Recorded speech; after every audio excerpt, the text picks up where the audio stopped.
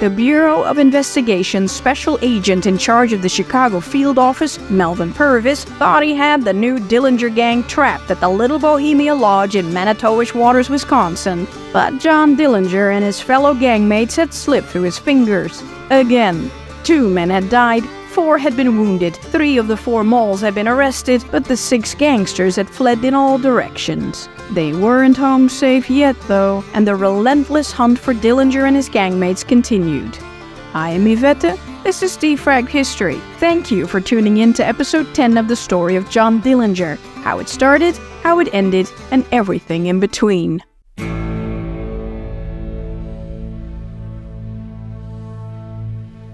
On April 23, 1934, news broke about the new Dillinger gang's spectacular escape from the Little Bohemia Lodge in Manitowish Waters, Wisconsin. Newspaper editors in Chicago, Milwaukee, Minneapolis, and St. Paul sent reporters and photographers to northern Wisconsin by planes, trains, and automobiles to uncover all the sordid details about what the press already called the Battle at Little Bohemia. Local residents called the whole affair a fiasco and told reporters that if they'd known what was going down in their neck of the woods, they'd have easily captured John Dillinger and crew. They were furious at the G-men's reckless disregard for human life and felt insulted that they weren't consulted about the terrain. Guards at 2 bridges would have completely bottled up the gangsters.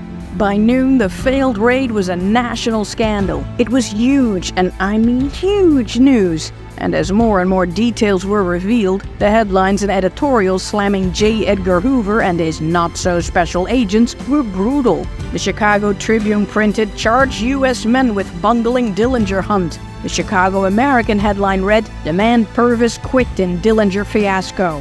The federal men's criminal stupidity became its own news item, overshadowing the manhunt. Everyone was fed up with the feds' lame excuses. The gangsters hadn't escaped because of some dogs or some drunken locals. It was because the G-men were just plain dumb. Columnist Will Rogers wrote, "Well, they had Dillinger surrounded and was all ready to shoot him when he come out, but another bunch of folks came out ahead, so they just shot them instead. Dillinger is going to accidentally get with some innocent bystanders sometime, then he will get shot." The Associated Press gleefully pointed out that the Dillinger hunt had already cost the government nearly $2 million and counting, 4 times the amount the bank robber had stolen. The amnesty idea might not be so crazy after all. That afternoon, when Special Agent in Charge Melvin Purvis and his defeated and shell-shocked agents returned to the Bankers Building in Chicago, reporters ambushed them in the lobby. He told them, "We've got more evidence to work on than we ever had before in hunting Dillinger. We'll have him before long. His trail is getting broader every minute."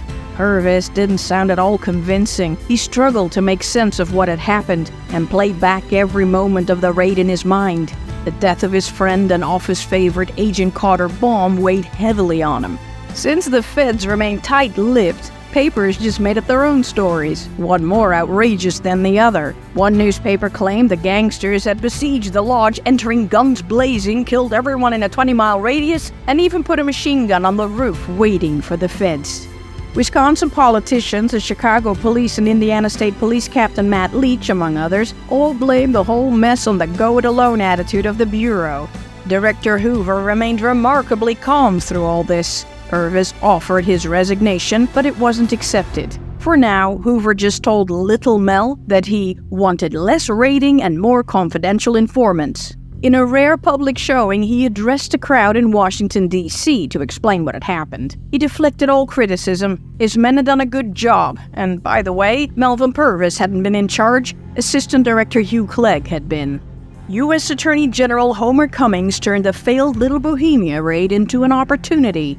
He blamed those at Capitol Hill for the mess. That afternoon, during his testimony before the House Judiciary Committee, he challenged Congress to authorize the stalled crime bills. The federal men needed armored cars, airplanes, and more agents. Stat. If we had an armored car up here in Wisconsin, our men could have driven right up to the house where Dillinger was. The terrible tragedy then would not have happened.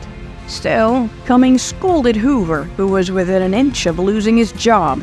As the Chicago Tribune put it, because of the criticism which is gathering around him, Hoover's dismissal is regarded here as inevitable unless he succeeds in putting an abrupt close to Dillinger's career.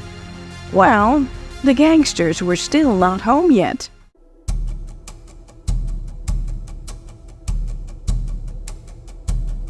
At daybreak, April 23rd, police had thrown up roadblocks all across Wisconsin and Minnesota, and hundreds of vigilantes roamed the roads looking for the fleeing criminals.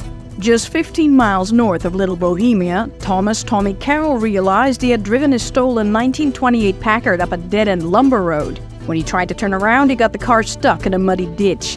He had to continue on foot. Carroll eventually hitched a ride and safely reached St. Paul, Minnesota.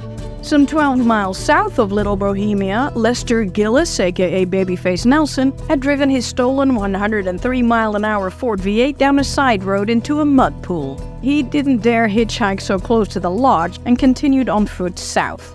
He wandered into the Lac du Flambeau Indian Reservation and reached a remote cabin where the Schroeder family were vacationing. The place had no phones, newspapers, or radios, so his hosts were completely unaware of the showdown at the Little Bohemia Lodge. Perfect. Mary Schroeder gave the young stranger a cup of coffee, buttered bread, some bacon, and eggs. Despite her protest, Nelson paid her $3 for the meal. That afternoon, Mary's uncle and aunt, 67-year-old Ollie Catfish and his wife Maggie, Chippewa Indians, came by for a visit. They had heard the news, but when they saw Nelson's baby face, they wisely kept their mouths shut. Mary gave Nelson some of her husband's clothes and offered him a cot to sleep on. Babyface embraced the rustic life, chopping wood and helping with chores. He generously paid $75 for the privilege. But how could he get to Chicago from here? Meanwhile, his abandoned souped-up Ford V8 was discovered in the mud. Melvin Purvis had kept his promise. It was returned to Isidore "Izzy" Tucholsky without a scratch and only in need of a good wash. Sadly, Tucholsky defaulted on the payments and lost his car to some clever collectors.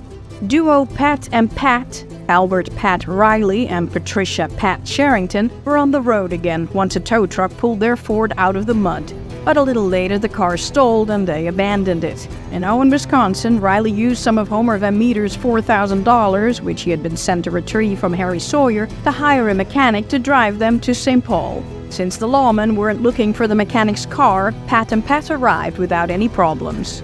John Dillinger, Homer Van Meter, and John "Red" Hamilton, driving to St. Paul in their stolen Ford Model A, weren't so lucky.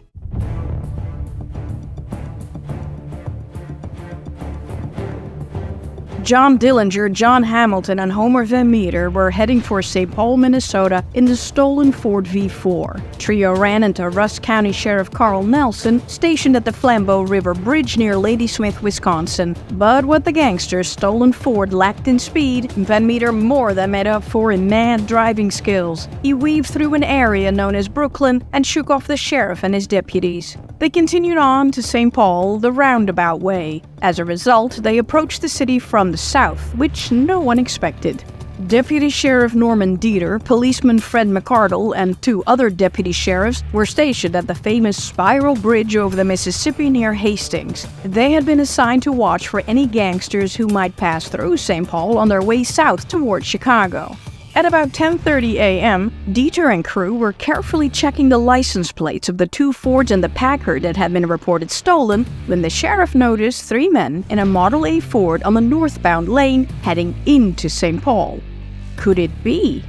They had no radio to alert anyone about their amazing find, so the four lawmen jumped into their car. They caught up with the Ford just as it drove up the two-lane Spiral Bridge. However, the sheriffs got stuck behind a slow-moving cattle truck and could only pull past it when they reached the other side of the Mississippi. But the Ford was gone. They guessed the most likely route and found the Model A 10 miles north, traveling at a conservative 35 miles an hour. They got close enough to read the license plate number, 92652. It was on their list for the Packard. Well, that was obviously an error. Dieter wanted to avoid a highway shootout and fired at the rear tire. He missed. Now Van Meter floored it and Dillinger punched out the rear window with the butt of his automatic and started shooting. A highway shootout it was then.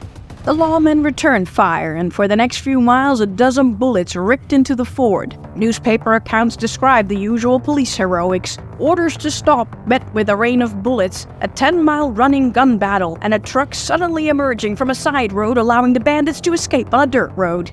Many claimed John Hamilton was shot in the exchange, but Dillinger and Van Meter told lawyer Lewis Pickett's investigator Arthur O'Leary and various other people a different story. Great, now nobody knows what really happened. They said that by the afternoon of April 23rd, the trio was utterly exhausted from lack of sleep and frayed nerves. They pulled over on a lonely country road near St. Paul to catch some much-needed Z's. Dillinger slept behind the wheel, Hamilton in the middle, and Van Meter was in the passenger seat. They were rudely awakened by gunfire. Hamilton grabbed his buddies and gasped, "I'm hit!" He slumped forward. A bullet had gone through the trunk and the car seat entered his back and lodged in his innards. Dillinger and Van Meter turned to look out the back window. On the road, a quarter of a mile away, stood a police car with 3 deputies shooting at them with high-powered rifles. Dillinger lurched out and stood on a running board while Van Meter stood on the other, as both returned fire with pistols. After about 2 minutes, the deputies got into the police car and sped off, probably to get reinforcements. Possibly because Dillinger's aim had been eerily accurate. Johnny said afterward, "What hurt us was that we didn't have a rifle in the car. If I'd had a good rifle, none of those cops would have come away." The 2 outlaws jumped back into the car and raced off. Dillinger drove while Van tried to bandage the heavily bleeding Hamilton as best he could. John said Red's wound was a hole the size of a silver dollar and his blood soaked the entire seat cushion. They needed a trusted underworld doctor and only knew of some in Chicago. However, they first had to ditch the bullet-riddled car and get a new one, definitely a faster model. John parked near an intersection 3 miles south of St. Paul and kept an eye out for one.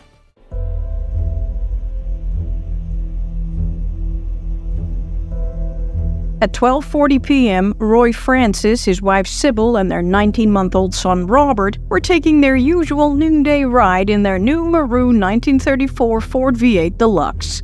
Maybe they should have stayed home that day. John Dillinger wanted that car. He quickly blocked the road with his bullet-riddled Ford and forced the driver to stop. Homer Van Meter, pistol in hand, got out and walked up to Mr. Francis. "I'm sorry to trouble you, but I've got to have your machine." Francis and his wife, holding the child, quickly got out. But when Francis raised his hands, Homer said, "Keep your hands down, we won't shoot you." Johnny stepped up to Sybil and patted the child's head. She recognized him in an instant and freaked out. John said, "Don't worry about the kid, we like kids." Now, Dillinger had to help Van Meter carry the injured John Hamilton from the V4 to the V8 and needed to pocket his gun. He told the couple, "Stand over there and keep your backs turned." The duo put Red in the front seat, and Dillinger ordered the Francis family to get in the back. Van Meter followed the V8 and the V4 as the 2 cars drove to a location in town to dump it. There, Van squeezed into the back seat with the family. "So, what do you do for a living?" "I work for the power company." "You're lucky to have a nice job and a family." A little later, Hamilton said, "I've got to have a drink." Dillinger pulled into a gas station and bought a soda for Hamilton and one for the kid. But Mrs. Francis wouldn't let her son have it and said, "He's just had his lunch." Johnny shrugged, had the attendant fill the car with gas, patiently waited for 2 cents change, then drove off. A few miles past Mendota, Dillinger stopped to let out the Francis family, then continued on to Chicago to find a doctor. Here, the story varies among sources. This is what I believe happened. John Hamilton, in excruciating pain, needed care immediately, or he'd never make it to Chicago. Late that night, the men found an old shack at the abandoned Riseback Mine, some 5 miles from Pickett's hometown of Platteville, Wisconsin. Early the next morning, Johnny and Van drove to Dubuque, Iowa, where they bought surgical supplies and newspapers reporting on the Little Bohemia affair. On the way back, they swung by a farm and gave a farmer a lot of cash for some milk, eggs, and other food. Sadly, this farmer apparently got so scared that law enforcement would find out he helped the outlaw that he unalived himself soon after. Hoover's Operation Make Family Suffer strikes again.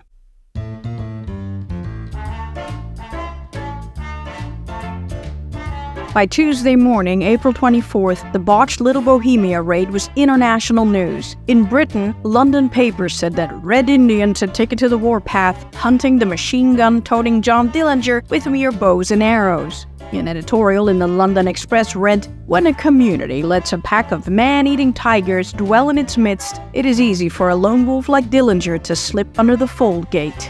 In Germany, the 12th Urblatt declared that no voice in America should be raised against Hitlerism so long as Dillinger was on the loose. The whole thing proved that Adolf Hitler and the Nazi program of sterilization were necessary. So, the US should heed the Nazis' deep sense of responsibility and sterilize all criminals. The ink from the Little Bohemia headlines was barely dry when John Dillinger and crew's second escape at St. Paul hit the wires. Arthur Brisbane, famed editor for the Hearst newspaper, stated dryly, "If police officers should meet Dillinger and not have their revolvers and bulletproof vests taken from them, that would be news."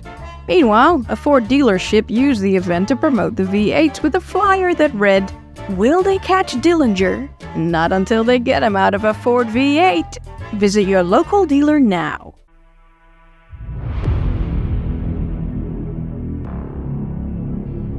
Most members of the Barker Karpis gang were in Toledo, Ohio, but Arthur Doc Barker and his old pal Volney Davis remained in Chicago, desperately trying to launder the Edward Bremer kidnapping ransom money. By the way, this was all before they went to Cuba. The usual fences refused to touch it with a 10-foot pole. The cash was simply too hot. Doc got his brother Fred and Alvin Karpis to agree to let Dr. Joseph Moran, the man who had performed their plastic surgeries, try it for a small percentage. The doctor gathered a crew of underworld clients to help him. Among them was politician John Boss McLaughlin. They moved the first $30,000 fairly easily, and everything ran smoothly until, on April 23rd, the day after the Little Bohemia shootout, a Chicago bank teller discovered a bill whose serial number was listed on the Bureau's Bremer ransom money list. Melvin Purvis's men were on it. Then, John Dillinger, the land's most wanted, walked in on the operation at Dr. Moran's offices at the Irving Park Hotel. Everyone panicked. It had taken Johnny 2 days to get to Chicago, but no doctor wanted to touch John Hamilton. So he went to the guy who had treated the wounded Hamilton after the East Chicago bank robbery and had demanded $5,000 for it. Dr. Moran yelled and hollered and completely went to pieces. He refused to lay a finger on Red, but Dillinger refused to leave empty-handed. Desperate to get the outlaws out of his office, Moran blurted out the address where the Barkers had held Bremer, Elmer Farmer's Tavern in Bensenville, Illinois. Go there! So Dillinger and Van Meter loaded Hamilton into the stolen Ford and drove to the little town. But the Bensenville man was just as terrified as Moran. He made a few phone calls. Eventually, Doc Barker said, "We'll take in John Dillinger and his crew." In a parking lot behind a seafood inn in Elmhurst, John Dillinger and Doc Barker met for the first time. From one wanted man to another, "Thank you." The men lifted Hamilton out of the car and put him in Volney Davis's Buick. Dillinger and Van Meter followed him back to Davis's apartment in nearby Aurora, Illinois. They carried Hamilton inside and put him on a bed. Davis's mole, Edna Rabbit Murray, tried to clean Hamilton's wound, but it was bad. Gangrene had set in. Doc still tried to find a doctor, but the man was as good as dead. Everyone could see that. The combined gangs now tried to ease Red's suffering as best they could. The following day, 6 federal agents of the Chicago field office, who weren't running after Dillinger, traced several Bremer ransom bills and eventually found William Vidler, who rapped, and Dr. Moran fled.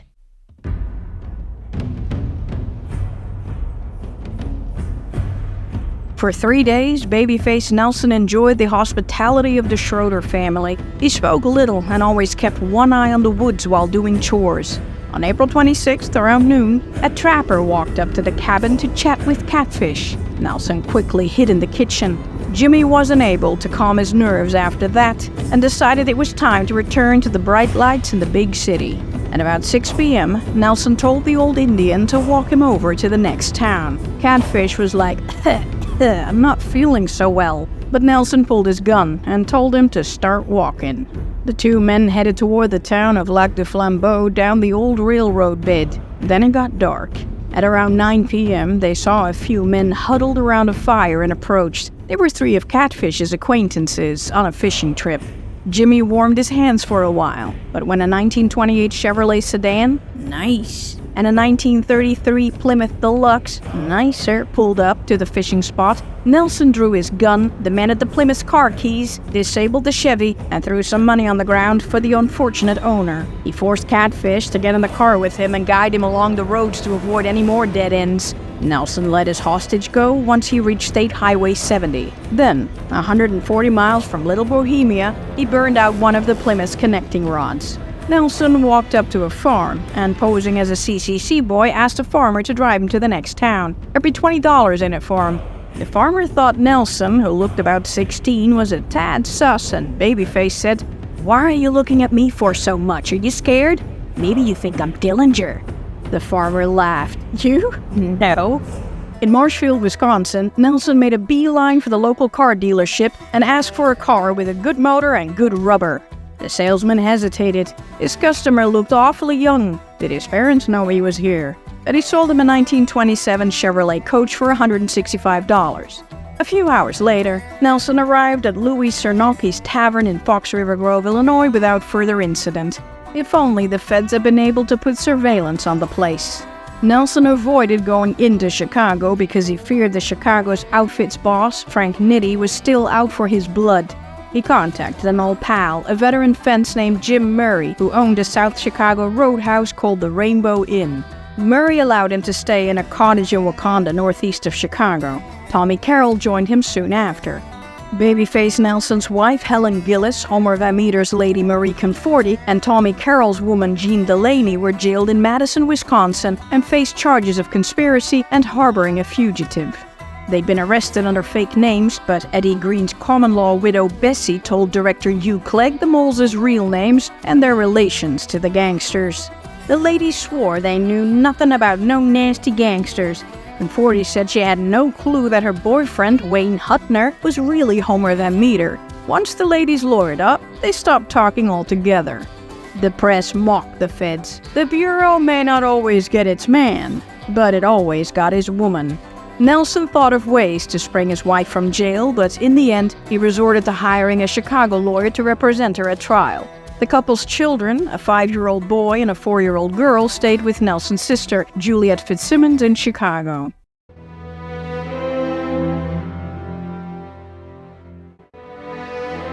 The members of the two gangs cared for the injured John Hamilton all that night and the next day, doing their best to ease his pain. All the while, John Dillinger stayed by his side and read to him from Western novels.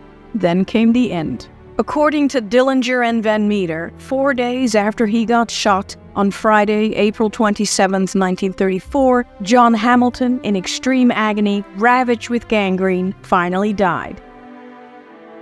At dusk, Doc Barker and Volney Davies drove to a quarry 6 miles south of Aurora and dug a grave. They then loaded Hamilton's body into a car, drove him to the quarry, and lowered him into the pit. Davies brought out the 10 cans of watered-down lye he had bought to hamper identification.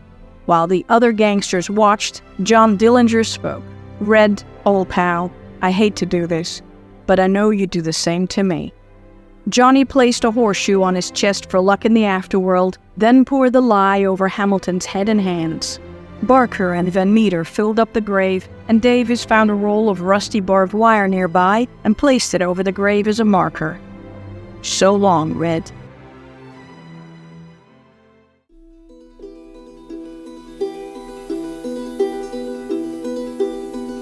After John Hamilton's funeral, the members of the Dillinger and Barker gangs headed back to Volney Davis's apartment. It was a mess and smelled of death, with white disinfectant powder on the bedroom floor, a pile of blood-stained sheets waiting to be burned, and a kitchen sink filled with dirty dishes, medicine, and stinky bandages. Edna Murray started cleaning and watched John Dillinger, who sat hunched by the radio, checking police bands. She failed to see Johnny's charm. The man had killer eyes and an evil smirk. Hamilton's death hit both Johnny and Homer Van Meter hard. Especially Dillinger was deeply affected. No one wanted to end like that. Much of Johnny's anger was directed at Louis Cernacki, whom Dillinger believed had led the G-Men to Little Bohemia. He and Doc agreed that Cernacki had also betrayed Frank Nash, which had resulted in the Kansas City massacre. The gangsters' dark mood was briefly lifted when they heard a newsflash about Babyface Nelson's stay with Old Catfish. Homer Van Meter said, "Well, Jimmy isn't hungry. He has plenty of catfish with him." Several minor members of the Barker Karpis gang were getting restless being in John Dillinger's vicinity. Some wanted to leave, but Doc Barker shut that down real quick. Nobody's going anywhere. They might get arrested and snitch on Dillinger. It wasn't such a far-fetched idea. On the morning of John Hamilton's death, the Bureau of Investigation's Assistant Director Harold Pops Nathan and his squad, following up on a tip from Vidler, arrested Boss McLaughlin, leader of the Barker Karpis gang's money laundering crew, and his 17-year-old son, John. The feds questioned him about the Bremer kidnapping, but Boss insisted he knew nothing. The gangs heard about Boss McLaughlin's arrest in the evening edition of the newspapers. Doc Barker quickly explained to John Dillinger why this was bad. McLaughlin knew this address. If Boss talked, they could expect the feds on their doorstep any minute now. Rats! Dillinger and Van Meter couldn't leave without a clean car, so they decided to stay. They barricaded the place and prepared for a raid. Everyone took up positions in the living room of the first-floor apartment. Barker, Van Meter, and Dillinger each stood by one of the 3 windows holding Thompsons. If necessary, they could step out onto the sidewalk and run away. Volney Davis wandered the streets as a lookout. An hour went by. Then 2. Davis burst through the front door and hissed, "Doc, I think we got it, they're here." A car pulled up on 4th Street and parked, and 2 men got out and walked up the street. There's another car on Fox Street. 3 men got out of that. Davis ran to a closet, yanked out a suitcase, and threw it in the middle of the living room. "Rabbit, you get out of here. Get in my car. Let's all get ready." Doc stopped him. "Rabbit, you stay right where you are. You don't leave this apartment. If the fireworks start, you get behind me and this Tommy, and I'll take you out of here." Barker now noticed 2 men across the street. One lit a cigarette. A G-man signaling an attack? He raised the gun to fire. Dillinger whispered, "Don't do that, Doc. Wait till we're sure we're right, then we'll give it to him." Few tense moments, until the 2 men walked on and disappeared around the corner. Oh, they weren't feds. A little later, Doc's pal Russell Gibson pulled up and found himself staring into the barrel of Dillinger's Thompson. He brought good tidings. For now, McLaughlin wasn't talking, but they'd better get out before he caved. Dillinger and Van Meter decided to risk staying another night. Meanwhile, at the Cook County Jail, when Purvis's men threatened to bring charges against Boss McLaughlin's son, he talked. He actually revealed that the Barkers were in Toledo, Ohio. But Purvis was so caught up in the Dillinger hunt that he never pursued the lead. Not even when they found the phone records of Dr. Moran. It was filled with phone calls to Toledo. Saturday night, April 28th, Volney Davis drove into Chicago and stole a car for Dillinger. The following day, Johnny and Homer thanked Doc for his help and headed out. They left the Francis family Ford on the North Side Street in Chicago and drove the stolen car to East Chicago, Indiana. The blood-splattered car was discovered 3 days later. The evening headline screamed the news that Dillinger was back in the city, probably recovering from gunshot wounds. Chicago's 8,000 policemen were placed on high alert. Captain John Steege's Dillinger squad raided numerous underworld hideouts looking for John. Melvin Purvis figured the car was a plant to make everyone believe the outlaw was in Chicago. For once, Purvis was right.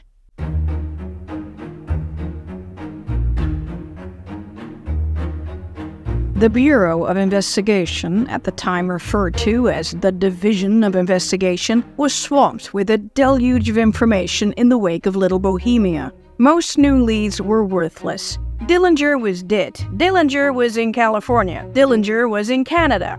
Every sheriff in Indiana believed Johnny was hiding in their county and demanded to be debriefed. So, Melvin Purvis sent agents to East Chicago on Wednesday, Muncie on Thursday, Fort Wayne on Friday, and South Bend on Saturday. It was all for naught. In Indiana, Special Agent in Charge Earl Connolly and his men ramped up Operation Make Family Suffer on the Dillinger family. They got to Johnny's nephew, Norman Hancock.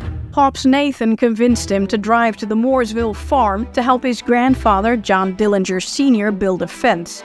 If John Dillinger Jr. was hiding at his father's farmhouse, Hancock would take out his handkerchief and wipe his face. On April 29, 1934, Connolly, a half-dozen agents, and 24 Indianapolis cops hid in haystacks and outbuildings and watched Hancock leave the house with Senior. He took out his handkerchief and wiped his face, twice. The next instant, federal cars drove up, and the duo was surrounded by armed agents. Hancock told Connolly Dillinger wasn't there, but there was a letter from someone in Minnesota saying Dillinger was safe there. That's all he meant to signal. Connolly fumed. The agents climbed back in their cars. The Indianapolis police retreated. The following day, Indiana State Police Captain Matt Leach, trying to remain somewhat relevant, complained to reporters that Connolly's stupid raid had ruined any chances of capturing John Dillinger in the state of Indiana. The relations between the Bureau and the Indiana State Police reached sub-zero temperatures. On May 2nd, Johnny and Homer Van Meter arrived at the house of Audrey Russ in Fort Wayne, Indiana. Russ was a construction worker who knew the Van Meter family. He nearly had a heart attack when he saw the nation's most wanted man waltz into his place with bags full of machine guns and license plates. But he allowed them to stay the night. In the Russes' kitchen, Dillinger regaled the tales of his escapes from Crown Point and Little Bohemia to Audrey, his wife, and their 11-year-old daughter. According to the Federal Bureau's report about this chat, Dillinger said they'd never take him alive, and when cornered, he'd take as many as he could down with them. Which doesn't sound at all like something Dillinger would say, but sure.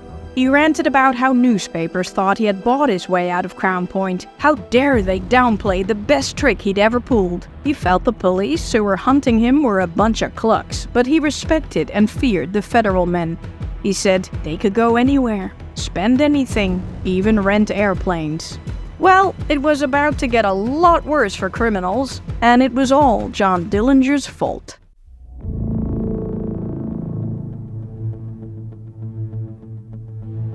John Dillinger's crazy successes meant more money and means became available to catch him. He was considered such a threat that several Midwestern communities voted to fund their police departments so they could buy machine guns and fast cars.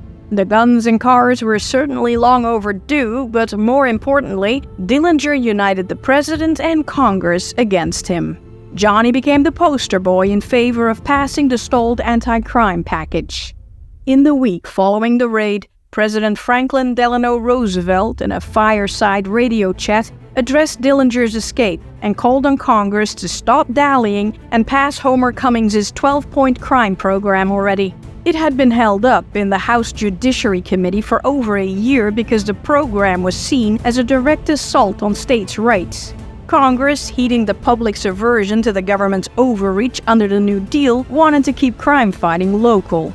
The outrage over Little Bohemia changed the public sentiment. Newspapers called for stricter gun laws and stricter sentencing. But it was time, they argued, for the federal government to lose its remaining scruples about state and local autonomy. At last, the committee caved. Judiciary Chairman Hatton Sumners declared that though he personally preferred local solutions to the crime wave, public opinion demanded swift and sure federal action. These laws will smash the criminal gangs and make another Dillinger impossible. Dillinger wasn't the only threat. There were others: Babyface Nelson, Pretty Boy Floyd, the Barker Karpis gang, and even the more regional Bonnie and Clyde, to name a few. As Congress and the Roosevelt administration debated the measures at last, the New York Times declared, "The name of John Dillinger, Middle Western desperado, rang through the House chamber time and again today during debate on the crime bills." The editors of the Washington Times titled their article, "Lawmaker Dillinger." On May 5th, 10 of the 12 anti-crime bills were approved by the House of Representatives. They'd pass in the Senate soon after. It was now a federal crime to assault or kill a federal officer, incite riots, smuggle arms, flee from one state to another to avoid prosecution, or rob a nationally affiliated or federal bank. It authorized hiring 200 additional men for the Bureau of Investigation, increasing the force by half.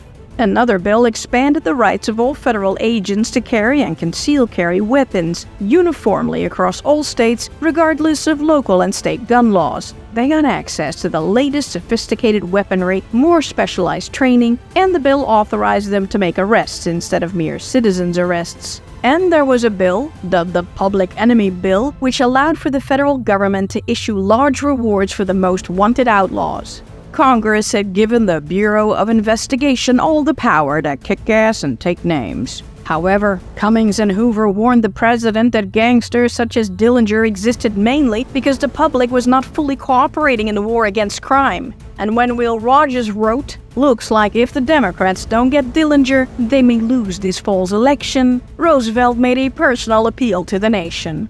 "I ask citizens individually and as organized groups to recognize the facts and meet them with courage and determination. Law enforcement and gangster extermination cannot be made completely effective while a substantial part of the public looks with tolerance on unknown criminals or applauds efforts to romanticize crime." Though Hoover had many things on his plate, the Bureau's top priority was to deliver the #1 menace, John Dillinger. Failure to do so would end his career, and Dillinger had already left quite a few ruined careers in his wake. But Johnny did help out Emil Wanatka.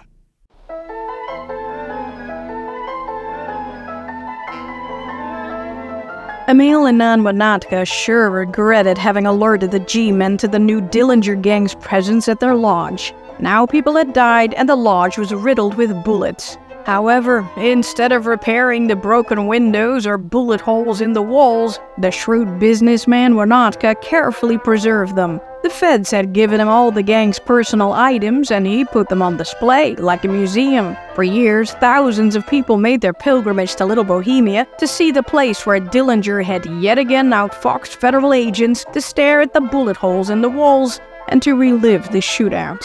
Wanatka never had to worry about paying his mortgage again. According to him, business was booming. He told reporters, "I guess I'll have to build an addition and get more help." There was talk that Dillinger had left a large sum of money behind, but it was never found, despite Emil's best efforts to find it.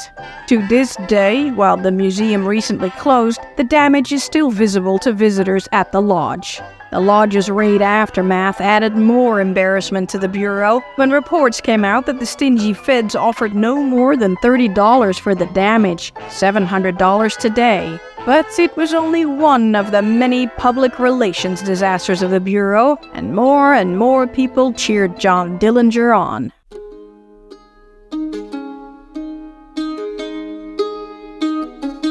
Countless Americans, downtrodden by the Great Depression and the collapse of the American dream, felt a strange connection with John Dillinger, the ordinary man from an ordinary family turned world-famous criminal mastermind.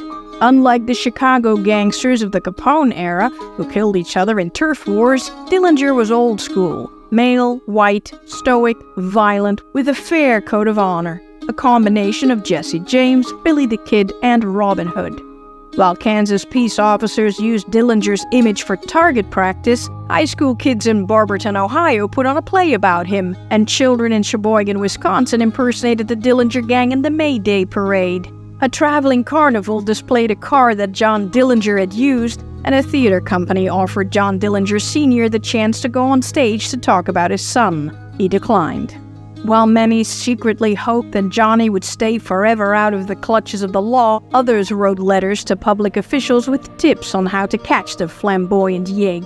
The president should send in the Marines to comb all of Indiana's countryside. The Fed should kidnap one of his family members and catch him when he tried to break them out. Or they should just let his girlfriend Billy Frechette escape from jail and then tail her as she ran back to her boo. Of course, there were also plenty of letters from sympathizers. One man wrote to the Attorney General's office that Dillinger was just smarter than his pursuers, and because he only killed when forced to, they should simply leave him be and save themselves further humiliation and bloodshed. Some suggested that with all his knowledge and skill, John should lead a federal anti-crime organization. Many told President Roosevelt to recognize the outlaw as a rugged individualist who simply never had the advantages of wealth or influence. More raged that as the government allowed millions of people to starve, at least Dillinger had the guts to take matters into his own hands. Most blamed the greedy bankers who were probably in on the bank jobs and continued to fleece hardworking citizens. If only the government punished the predatory banks, there'd be no need for heroes like Dillinger. Johnny read and clipped every newspaper article he could get his hands on and drank it all in with glee. Better still, he got it all magnified on the silver screen, where an audience of millions cheered him and his nigh magical disappearing act on. A movie theater audience went wild when Mrs. Mitchell described Johnny's chivalry after his escape from the lodge in a Pathé newsreel. Now, I'm John Dillinger, but I don't want you to be afraid. We're not going to hurt you any. We just came here to get a car. And, I'm not so bad as they had me pictured out. Now, Mother, don't be afraid. Homer Cummings was enraged that Dillinger had been depicted favorably on film, and worse, that the audience cheered loudly when they showed his picture on screen. The Justice Department started an investigation and wrote scathing letters to the president of Pathé News. According to a Detective magazine poll among movie theater owners, newsreels about John Dillinger's criminal activities drew more applause and cheers than clips of President Roosevelt or aviator Charles Lindbergh, in that order. However, with all the newspaper photos and all the newsreels in the theaters, John Dillinger's face had become one of the most known in America. Unlike other gangsters, Dillinger didn't like wearing hats and glasses to hide his now famous face, but Louis Pickett repeatedly warned Johnny to be more careful. He was red hot. It was high time Dillinger rearranged his face. Newspapers already floated the idea that the art of plastic surgery, developed in part to deal with the carnage of World War I, could be used by criminals to alter their appearance. Johnny, undeterred by the horror stories of the Barker Carpus gang members who underwent the procedure, opted for plastic surgery, but any such procedure would cost a pretty penny. To fund it, the bank robber needed to rob more banks. Homer Van Meter suggested the First National Bank of Fostoria, Ohio.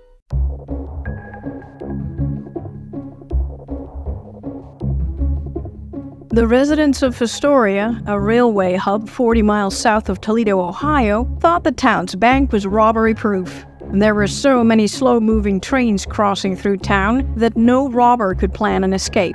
John Dillinger and Homer Van Meter, who knew the town from boyhood vacations, didn't canvass the First National Bank or Drew Gitz. They would just go in and grab some cash.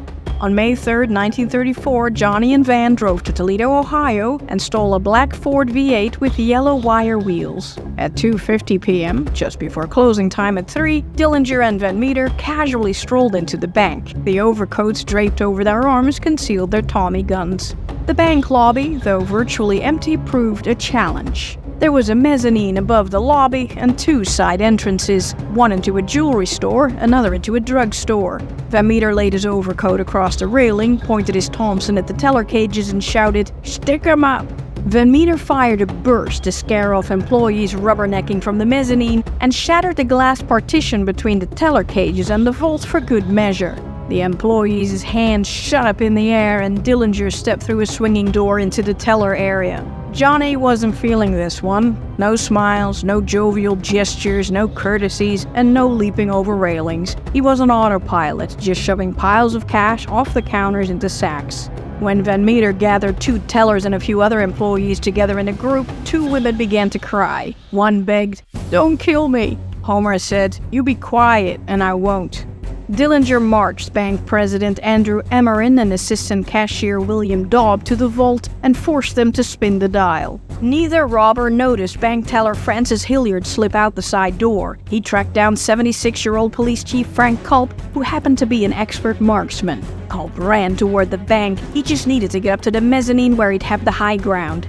He entered the lobby through the jewelry store side entrance, but rats. The mezzanine elevator was on the second floor. The van, shielded behind a wall of lined-up employees and customers, saw him and fired a single shot at the chief. Culp was hit in the chest, staggered backward into the jewelry store, and hollered for more men. He lived. Then someone fired into the bank from outside. The outlaws weren't hit, but cashier Ralph Powley was. Van Meter's blind return volley shut down the fuselage real quick. Customer heard Van Meter say, "It's too hot out here, let's go through the drugstore." Dillinger cleared the remaining cash off the counters and followed Van Meter through the drugstore, out the door, straight into a wall of citizens, many of them armed, gathered around the building. The robbers fired warning shots overhead and hid behind the two human shields they'd grabbed on their way out. Dillinger had brought cashier Daub, and Van Meter had dragged 22-year-old cashier Ruth Harris along. Van held her so tight that Harris shook with every shot of Van Meter's Thompson. 4 people were hit, but the only casualty was the elk head over the door of the Elk Club across the street. The gangsters hustled their hostages on the running board of the black Ford and drove off, reaching speeds of 80 miles an hour and leaving a trail of roofing nails in their wake. After 2 miles, they dropped off the hostages. Dillinger thanked Dobb and threw a devilish smile at Ruth, who was stuck with Homer's fingernail prints on her wrist for weeks. When the Ford sped off, she fainted. No one died in the over-the-top shootout, but William Dobb's nerves were so shattered that he never recovered from his ordeal and died soon after. The duo had nabbed about $17,000 in cash and an undisclosed amount of bonds. No one dared to reveal the final amount, but it would have been substantial. Eyewitnesses immediately identified Homer Van Meter and John Dillinger, but few historians ever claimed Johnny was there, despite the Bureau confirming it was them 2 months later. The feds were grateful the robbery never made headline news. They couldn't afford Dillinger getting even more credits. Meanwhile, Homer Van Meter's old friend Audrey Russ in Fort Wayne got so worried he'd get another visit from John Dillinger and that Hoover's Operation Make Family Suffer would lock him and his family up that he had his boss at the Western Gas Construction Company anonymously called W.J. Devereaux a South Bend federal agent. Devereaux briefed Melvin Purvis and asked if he should follow up. Purvis was like, nah, they were too busy following up on all the leads.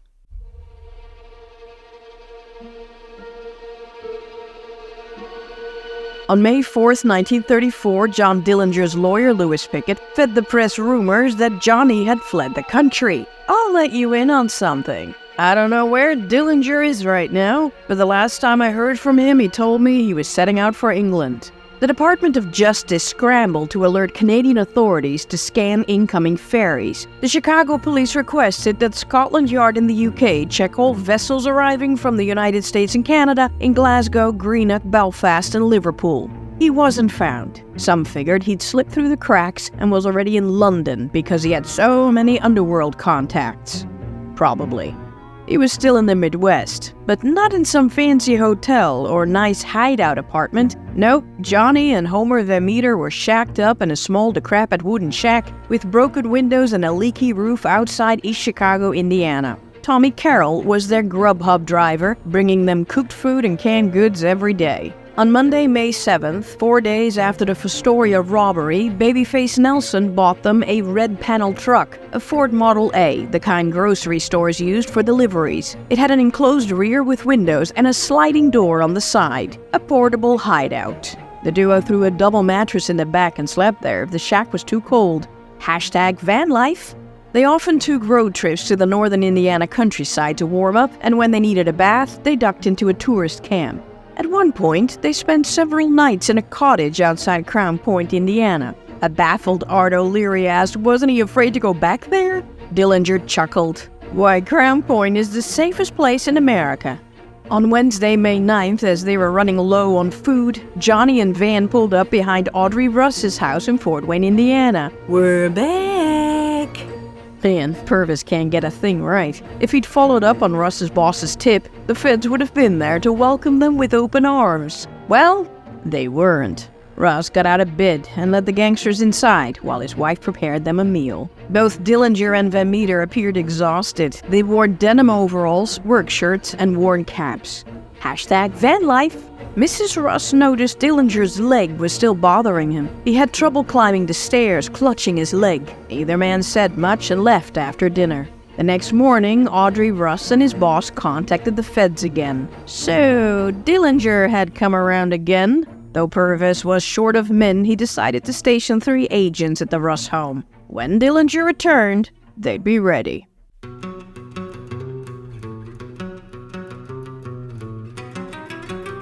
The lawmen who had been trailing John Dillinger like it was their job, which it was, such as Indiana State Police Captain Matt Leach, Chicago Police Captain John Steege, and Detective Frank Reynolds of the Dillinger Squad, and Special Agent in Charge Melvin Purvis of the Bureau of Investigation, continued the hunt for John throughout the Midwest. When Purvis wasn't grilling informants for intel or staking out known hangouts, he and his team sifted through the many tips pouring into the office, hoping for one solid lead.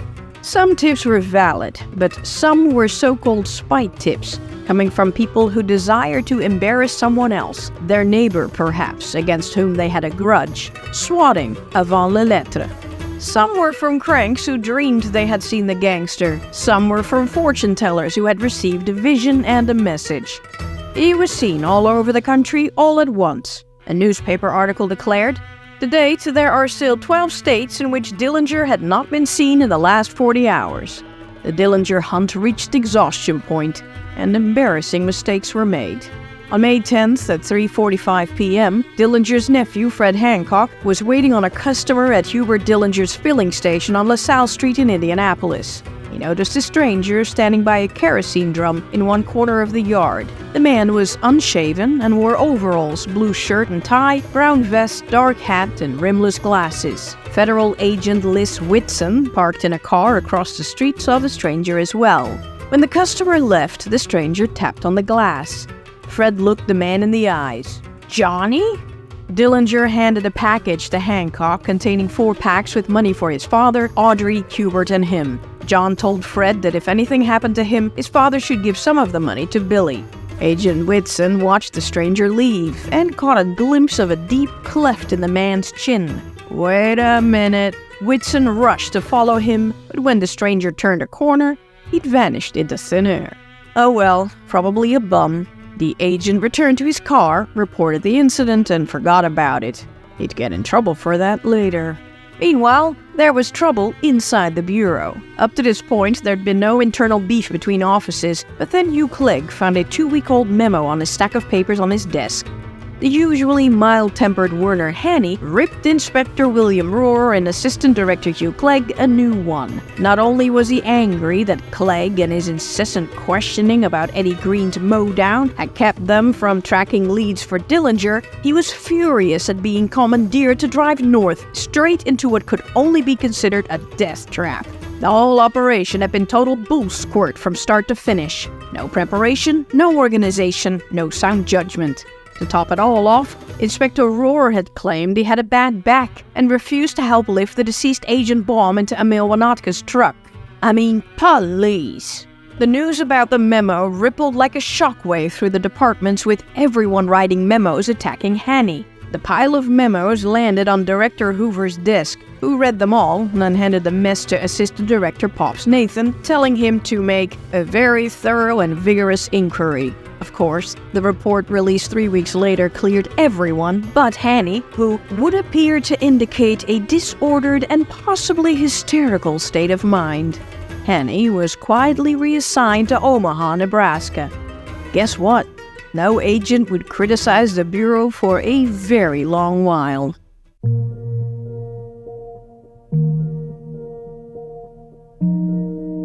On May 5, 1934, Her Royal Snitchiness Beth Green had her day in court and pleaded guilty. As a reward for cooperating with the police, she got a reduced sentence of 15 months. On May 14th, Judge Gunnar Nordby presided over Mary Evelyn Frichette's trial in the United States District Court in St. Paul, Minnesota.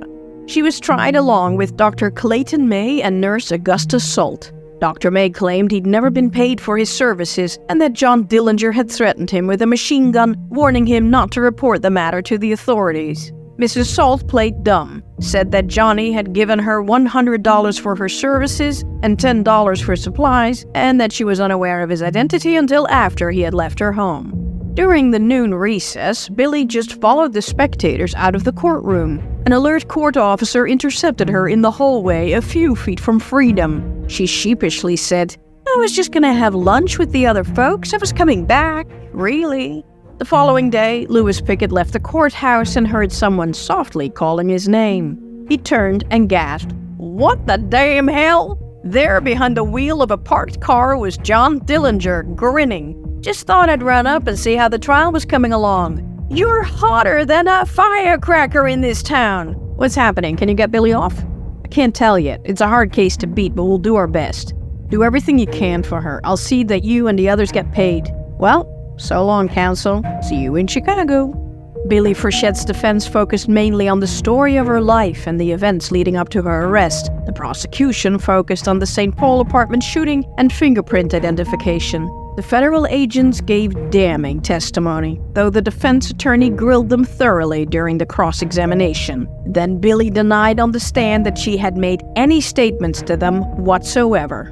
On May 16th, the day after he returned from St. Paul, Dillinger decided to mess with his hunters. He wrote a letter to Henry Ford and had a messenger posted in Detroit. "Hello, old pal. Arrived here at 10 a.m. today. Would like to drop in and see you. You have a wonderful car. Been driving it for 3 weeks. It's a treat to drive one. Your slogan should be, drive a Ford and watch the other cars fall behind you. I can make any other car take a Ford's dust.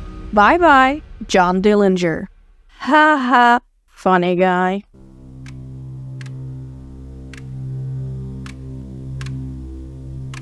Art O'Leary had several secret meetings with John Dillinger about Billy Frichette's trial and his upcoming surgery. At one of these meetings on May 19th, O'Leary found Dillinger desperately ill. He was on the verge of pneumonia with a fever of 104, that is 40 Celsius for the rest of the world. Dillinger was too afraid he'd be recognized if he sought medical help and asked O'Leary to get him some medicine. No problem. Art slipped him a note from Billy. Johnny read the note over and over and got very emotional. She wrote that she didn't want Dillinger to come to her rescue. He might get killed. She could handle a few years in prison for the harboring charge, knowing he was there waiting for her. Johnny handed O'Leary a note for Pat Sherrington, who'd been pestering Art for information about her boo, John Red Hamilton's whereabouts. At 2 a.m., Sherrington arrived at O'Leary's apartment and read Johnny's note. She cried and screamed when she found out about Red's final days and his burial. And after Hamilton's debts were paid, there was no money left for her? When O'Leary calmed her down and ushered her out the door, he destroyed the note. A little later, Johnny sent Pat and her sister Opal Long some money from the Fostoria job to ease their suffering. As promised, Art drove out the following night with a bottle of cough syrup and a pint of whiskey for the ailing Dillinger. John handed O'Leary a note for Billy. He wrote that he appreciated her sentiment, but that he'd try to rescue her anyway, if only to be allowed to die while holding her in his arms.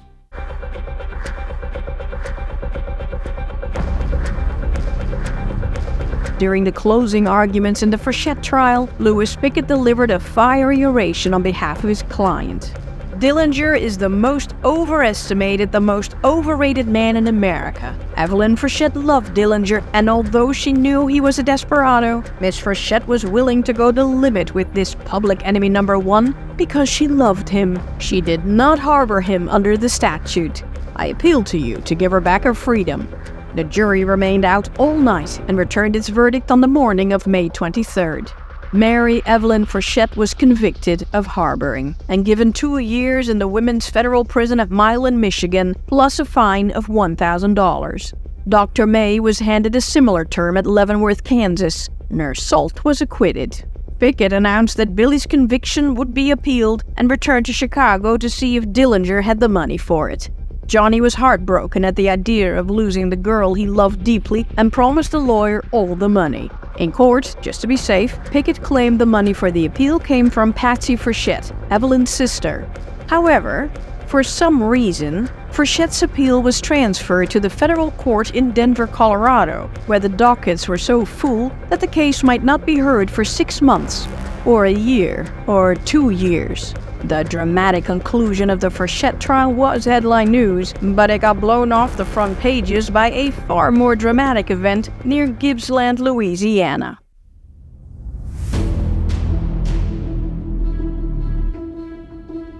While John Dillinger's exploits were national headline news, a far less public pursuit was underway in the Southwest, the hunt for Clyde Barrow and Bonnie Parker. They made the front pages in Dallas, but only got a couple of paragraphs in national newspapers as bylines to John Dillinger articles. They were minor league gas station bandits chased around by hick sheriffs. Bonnie was hardly mentioned at all. By this time, Barrow had 16 outstanding warrants in 4 states for multiple counts of robbery, car theft, escape, assault, and murder. State and local police got virtually no help from the feds. J. Edgar Hoover had only assigned 4 agents to the case. After the murder spree in early April, Bonnie and Clyde took their gopher Henry Methvin to meet their families near Mount Pleasant, Texas. The families urged the couple to flee to Mexico, but Clyde said, "Seeing you folks is all the pleasure Bonnie and I have in life now. Besides each other, it's all we've got to live for. Whenever we get so we can't visit our people, we might as well die and be done with it. We're staying close to home, and we're coming in as long as we're alive."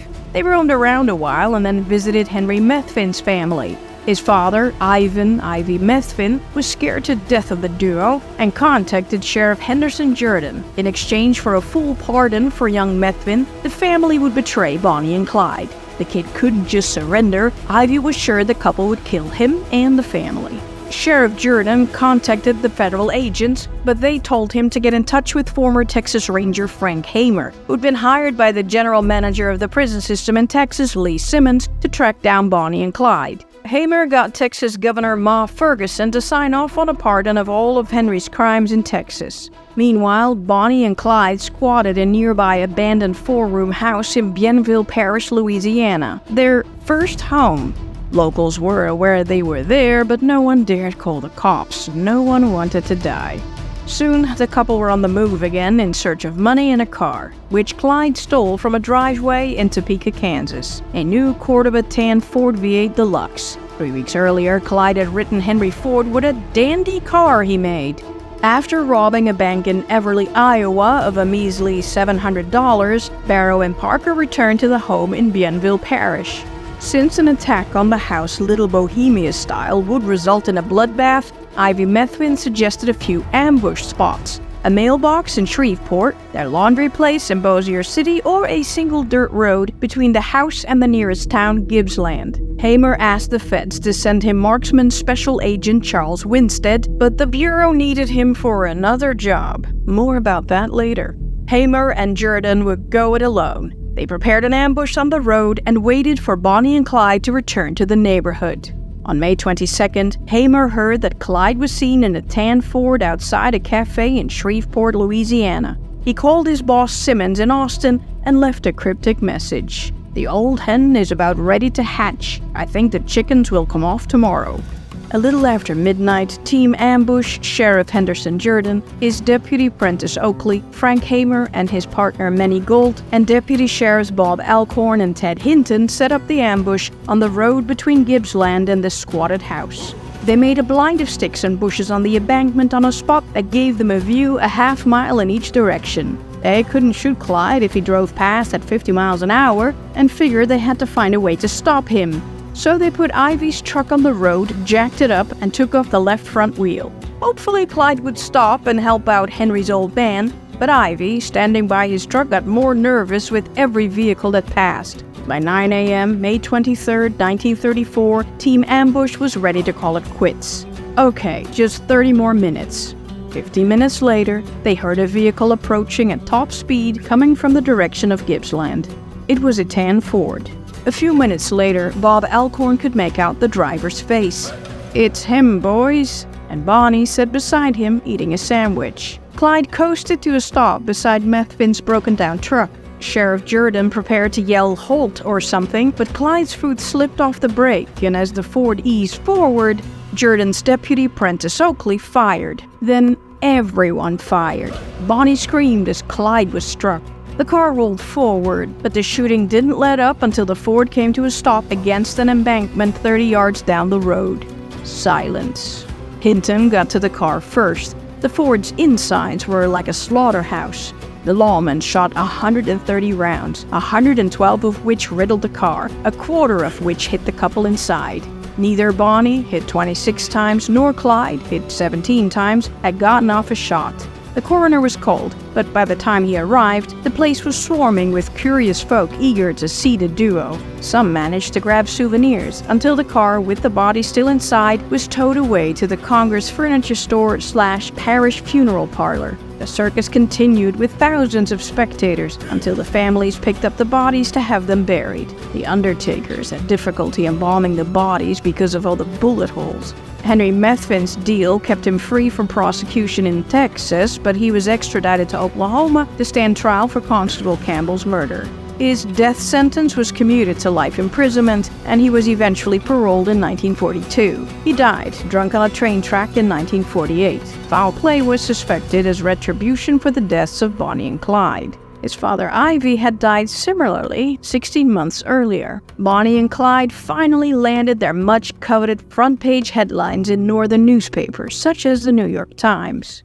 But the ongoing hysteria for John Dillinger took over again, and their fame fizzled quickly. They faded into obscurity until a 1967 movie about their lives, based on John Toland's 1963 The Dillinger Days, made Bonnie and Clyde world famous.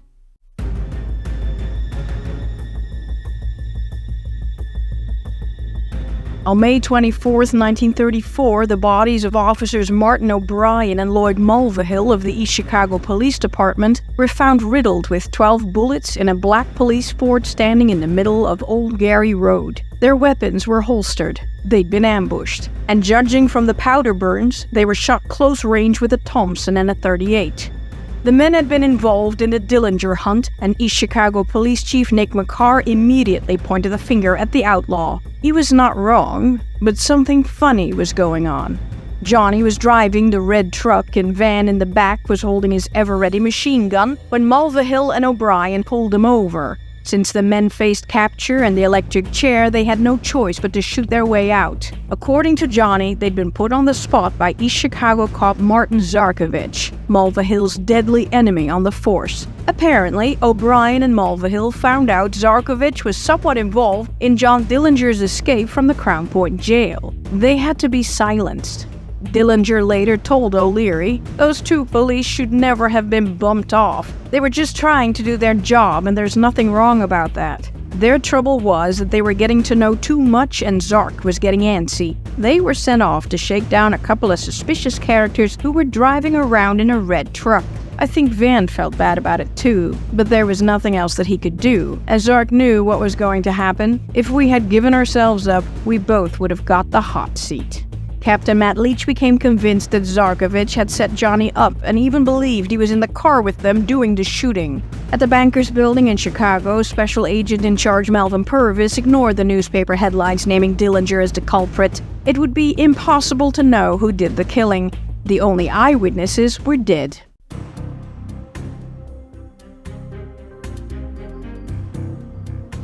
On May 25, 1934, Helen Gillis, Jean Delaney, and Mary Conforti appeared before federal magistrate Patrick T. Stone. The young ladies feigned ignorance but pleaded guilty to harboring. They were sentenced to a year and a day, but shock, horror, surprise, they were placed on probation with an injunction to return home and behave themselves in the future. Judge Stone said, "The court is satisfied that while these girls are technically guilty, they didn't do anything to aid the concealment of Dillinger." J. Edgar Hoover was mad. How could they end crime if those who helped the criminals weren't punished? When Johnny heard of the Moles' mild sentencing, he complained to O'Leary. Why had his girl been hit so hard? She's a damn good kid. There won't be any real happiness for me until we're back together. Tell Mr. Pickett to do his very best for Billy. Well, the court had been lenient because the women were bait. The judge told the federal men to stick to them like glue so that when they found their way back to their men, they could catch them. Purvis put 6 special agents on their tails, who were then promptly taken on the ladies' shopping spree. They knew they were being watched and kept a low profile. Conforti went to her foster parents' home. One day, as she left her house, Special Agent Al Muzzy, one of the most likable at the Chicago field office, offered her a ride in his car, hoping to get some insights. Marie sat in silence beside him, then said, "It's nice of you to give me a ride. I didn't know that the federal government was supposed to do that for me." Gillis and Delaney moved into Babyface Nelson's sister, Juliet Fitzsimmons' apartment on South Marshfield Avenue. Purvis couldn't afford a 24-hour surveillance of the women and had to get creative. One of his agents roped in the operator of the filling station across the street from the Marshfield Avenue address as their lookout. If Babyface Nelson showed up, the operator should call them at once. On May 27th, Nelson drove past the Marshfield Avenue address 5 times to check for the feds. Once he was satisfied there were none, he went inside and spent an hour with his wife. The filling station operator saw him, but he didn't call anybody. No one had given him a phone number to call. This was too much for Hoover. He fired off an ominously worded letter to Purvis. I am becoming quite concerned over some of these developments in the Chicago district. Purvis, we have had too many instances where surveillance has not been properly conducted. I cannot continue to tolerate the action of investigators that permits leads to remain uncovered or at least improperly covered. It is imperative that you exercise the proper supervision over the handling of this case. But when Purvis, the man in the field, called him and asked for more men, desk jockey Hoover said no.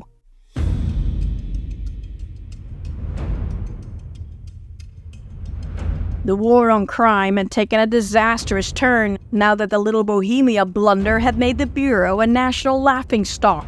John Dillinger had vanished, the Barker Karpis gang had vanished, the Kansas City massacre remained unsolved, and no one had seen Pretty Boy Floyd in months. The Bureau received and deserved no credit for the killing of Bonnie and Clyde.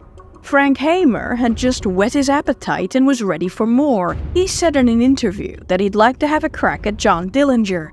But he knew, the government men may not give me a chance to kill him. There is a lot of jealousy in this man-hunting game. Indeed, Hoover's position was clear. Over my dead body. His agents alone and no one else would get credit for taking down John Dillinger. But one thing was crystal clear. His men were utterly unfit for gunfights. The college boys had gun training courses, but most were hopeless with guns and couldn't handle direct combat. Yet, the Bureau would not be caught with the pants down again, so Hoover pulled the kill switch. He brought in the cowboys, the untamed remnants of the old Bureau of Investigation. The director had Pops Nathan scour the southwestern offices to find agents with awesome gun skills to deploy them in Chicago. Nathan found Agent Charles Winstead from the Dallas office. The 38-year-old rugged Texan had chased Machine Gun Kelly, Bonnie and Clyde, and had been involved in the capture of Harvey Bailey. Nathan found an old acquaintance of Winstead, the wisecracking former Texas Ranger J.C. Doc White, who at 55 was the eldest member of the new Dillinger Squad. There was 31-year-old Agent Herman Ed Hollis from Tulsa, Oklahoma, who'd been tracking the Barker Karpis gang's Oklahoma hideouts for months. Hollis was a rare college boy who could actually handle a gun, having earned a sharpshooter medal with the Thompson submachine gun.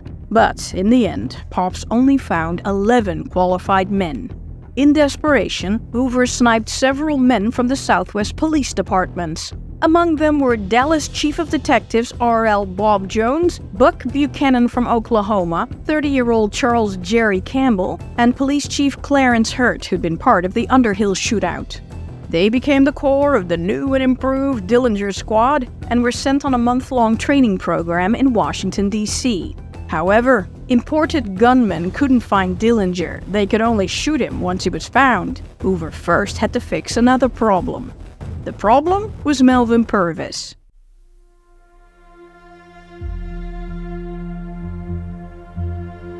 Henry Horner, the governor of Illinois, decided to do something about the ridiculous $25 reward for John Dillinger's capture. Earlier awards had expired. Horner proposed that the Midwestern states each post a $1,000 reward as an extra incentive for the flamboyant Yegg's capture. George White, governor of Ohio, joined in, as did William Comstock, the governor of Michigan, Floyd Olson, the governor of Minnesota, and Paul McNutt, the governor of Indiana. On May 24, 1934, the 5 states made a pact and issued a $5,000 reward on John Dillinger's head. That is over $116,000 today.